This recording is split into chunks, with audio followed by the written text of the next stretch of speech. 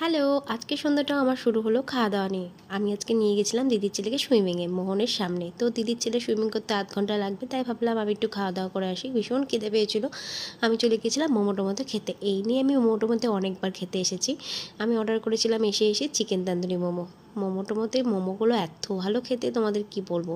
বেশিরভাগ মোমোই আমার ট্রাই করা হয়ে গেছে, তবে এই মোমোটা আমি আজকে প্রথম ট্রাই করলাম। এত ভালো খেতে হয়েছিল, তোমাদের কি বলবো। আমার তো এখানকার সব মোমোই দারুণ লাগে। আর কি বলবো, এত সুন্দর খেতে ছিল। 5 পিস 120 টাকা নিয়েছিল। চিকেন তান্দুরি মোমো ছিল এটা। ভিতরে একদম ভরপুর দিয়েছিল পুর, আর এত বড় বড় সাইজ। আমার খেয়ে জাস্ট পেট লোড হয়ে গেছিলো। যারা মোমোটার মতো মানে মোমো খেয়েছো তারা জানো আশা করি যে এত ভালো করে মোমোগুলো, কি বলবো। খুবই ভালো ছিল খেতে, খুব টেস্ট ছিল।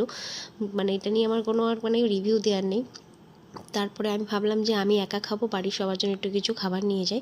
তাই বাড়ির জন্য ফুটপাথ থেকে একটু খাবার টাবার নিয়েছিলাম।